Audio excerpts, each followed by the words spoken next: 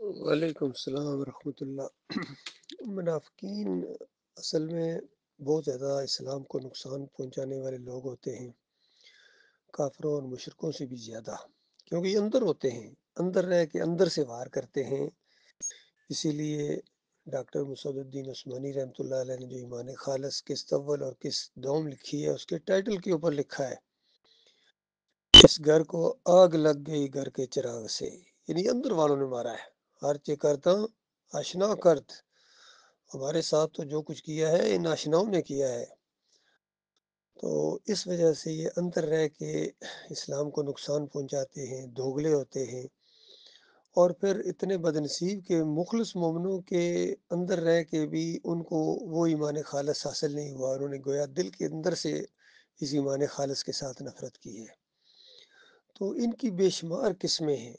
کہتے ہیں سانپوں کی قسموں کو گنا جا سکتا ہے لیکن منافقین کی قسموں کو نہیں گنا جا سکتا، اتنی قسم کے منافقین ہوتے ہیں۔ سورہ توبہ کے اندر ان کی کافی قسموں کا ذکر کیا گیا ہے، پھر دوسری صورتوں کے اندر پورے قرآن میں ان دوغلوں کا ذکر کیا گیا ہے۔ پھر نبی صلی اللہ علیہ وآلہ وسلم نے ارشاد فرمایا کہ جس کے اندر یہ تین باتیں ہوں وہ تو پکا منافق ہے بھائی۔ بولے تو جھوٹ بولے، پہلی بات تو یہ ہے کہ جھوٹ بولتا ہے، چاہے منو اور ٹنوں کے اس کے دعوے ہوں کہ میں جھوٹ نہیں بولتا ہوں، اصل میں جھوٹ بولتا ہے اسی لیے تو زور دے رہا ہے کہ میں جھوٹ نہیں بولتا ہوں، قسمیں کھاتا ہے اس کے اوپر۔ دوسری بات، عہد و پیمان کرے تو پورے نہ کرے، اور خاص کر جب اللہ کا وعدہ لیا جائے، اللہ کو گواہ اور ضامن بنایا جائے تو پھر وہ اس کے بعد انکاری ہو جائے، پھر وہ اس کے بعد پیچھے ہٹے، تو یہ ایک منافق ہی کر سکتا ہے، کوئی مومن اس طرح نہیں کر سکتا ہے۔ اور پھر امانت رکھی جائے اس میں خیانت کرے، اور امانت عام طور پر ہمارے ذہن میں یہ آتا ہے کسی کے پاس کوئی مال رکھ دیا، کوئی چیز رکھ دی، یہ بھی امانت ہے، لیکن ہر طرح کا منصب، کوئی ذمہ داری، یہ ساری امانتیں ہوتی ہیں۔ کسی کو اپنا ناظم بنا لینا، امیر جماعت بنا لینا، یہ بھی اس کے اوپر ذمہ داری ہے، امانت دی گئی ہے اس کو، اس کے اندر پھر وہ خیانت کرتا ہے۔ اور ایک دوسری روایت کے اندر بتایا گیا، چوتھی صفت بتائی گئی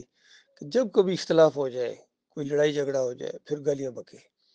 پھر برا بھلا کہے، الزامات لگائے، بالکل آپے سے باہر ہو جائے، تو یہ چاروں کی چاروں اگر کسی کے اندر آ گئیں تو پھر تو یہ پکا منافق ہے۔ اور اگر کوئی ایک خصلت ہے اس کے اندر صرف، تو وہ اس کے اندر اتنا ہی نفاق ہے، یعنی عملی نفاق ہے، عقیدے کا نفاق نہیں بلکہ عملی نفاق ہے اس کا۔ تو جب تک وہ اس کو ختم نہ کرے تو اس کے اندر وہ نفاق رہے گا۔ یہ گناہ گاری ہے بہت بڑی، کوئی اس طرح کی باتیں کرنا، یعنی باقی تو باتیں ٹھیک ہوں لیکن عہد و پیمان پورا نہ کرے، یا کوئی اور امانت رکھی جائے جیسا دنیاوی لحاظ سے کوئی ہو مال وغیرہ، تو اس طرح اس میں خیانت کر دے، تو یہ جو ہے نا عملی اس کی ایک ہے، اگر ایک ہی ہے تو اس کو دور کرنا چاہیے اس سے، تاکہ مخلص اور پکا مومن ثابت کرے اپنے آپ کو۔ تو اصل میں آج یہ جو امت مسلمہ ہیں ان کے عقیدے بھی خراب ہیں، یہ کافر مشرک بھی ہو گئے اور ساتھ منافق بھی ہیں، دوغلے بھی ہیں۔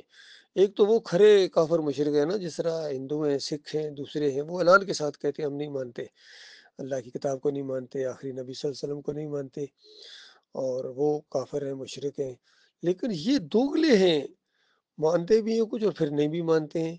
افتؤمنون ببعض الکتاب وتکفرون ببعض، یہ کہا گیا تھا اس وقت یہود و نصارہ کو کہ کتاب کے کچھ حصے کو مانتے اور کچھ حصے کو نہیں مانتے ہو، یعنی اس کا مطلب وہ جو نہیں مانتے ہو وہ بھی اپنے اس نفس کی وجہ سے، اور جو مانتے ہو وہ بھی اپنی وجہ سے، کیونکہ جو میں فائدے حاصل ہوتے ہیں تو اس وقت سمجھتے ہو ہم اللہ کی کتاب کو مان رہے ہوتے ہیں، تو مانتے تو پھر اپنے آپ کوئی، اللہ کو تو نہیں مانتے ہو۔ تو ایسوں کی سزا پھر مالک خود سوالیہ انداز سے پوچھتا ہے کہ ایسوں کی دوغلوں کی پھر سزا کیا ہونی چاہیے بتاؤ انسانوں، اور پھر خود مالک فرماتا ہے کہ میں جو کوئی سزا دوں گا میں تمہیں بتاتا ہوں ان کی سزا کیا ہے۔ خزی فی الحیات الدنیا، دنیا کے اندر ذلت اور خواری، پھر آخرت کے اندر اشد العذاب، یہ ان کی سزا مالک نے رکھی ہے۔ تو آئیے مسلمان پوری طرح اس آیت کی زد میں ہے، کیونکہ وما یؤمن اکثرهم باللہ الا وهم مشرکون، اکثریت اس طرح ایمان لاتی ہے، ساتھ ساتھ شرک بھی کرتے ہیں، دوغلے۔ یہ دوغلی قوم ہے میرے بھائیوں، چاہے بریلوی ہوں، دیوبندی ہوں، اہل حدیث ہوں، سلفی ہوں، حنیفی ہوں، جتنے بھی ہیں آج یہ پائے جاتے ہیں، مسلک پائے جاتے ہیں، یہ سارے کے سارے یہ شرک کی وجہ سے یہ مشرک بھی ہیں، اور پھر اس کے بعد یہ منافق بھی ہیں۔ اللہ تعالیٰ ایسے طرز عمل سے اپنی پناہ میں رکھے۔ مالک نے یہ توحید خالص کی آواز اٹھائی ہے اس دور کے اندر ڈاکٹر مسعد الدین عثمانی رحمۃ اللہ علیہ کے ذریعے، جو کہ پورے اندھیرے میں صرف ایک شمع روشن نظر آتی ہے۔ یقین کیجیے ان علماء میں، آج کے دور کے جتنے علماء پائے جاتے ہیں، سب نے دوغلا انداز اختیار کیا ہے۔ ڈاکٹر اسرار کتنا بڑا مفکر ہے، لیکن وحدت الوجود کو ساتھ لے کے چلو جی، یہ بھی ہے جی، قرآن سے ثابت ہے۔ اچھا جی، مودودی نے کتنی دوگلا پن دکھایا، رسالہ مسائل پڑھیں، حصہ سوم پڑھیں، کس طرح قبر پرستی کی پوری بنیاد کو فراہم کیا ہے۔ علی انجینئر صاحب کہتے ہیں میں ان مشرقوں کے پیچھے نمازیں پڑھتا ہوں۔ کسی نے پوچھا کلمہ گو مشرق، اس نے کہا ہاں بالکل کلمہ تو پڑھتے ہیں جی، یعنی کلمہ پڑھ لیں، اس کے بعد چادریں چڑھائیں، عرس کریں، میلے کریں، ماتھے رگڑیں، ناک رگڑیں، جو مرضی کریں، پھر ان کے امام ہے یہ، تو بتاؤ پھر اللہ کے ساتھ تمہارا کیا تعلق ہے؟ ان کے اوپر کوئی ایک لمحہ بھی ایمان خالص کا نہیں گزرا ہے۔ بریلوی ہوں، دیوبندی ہوں، اہل حدیث ہوں، یا یہ محمد حنیف کا ٹولہ ہو، سارے کے سارے اسی انداز سے یہ کفر و شرک کے اندر چلے گئے۔ بلکہ یہ محمد حنیف کا ٹولہ تو زیادہ بری دلدل میں ہے، کیونکہ یہ ایمان لا کے پھر کافر ہو گئے ہیں، مشرک ہو گئے ہیں، تو یہ مرتد بھی ہیں ساتھ۔ اللہ تعالیٰ ان کے فریب سے انسانیت کو بچائے۔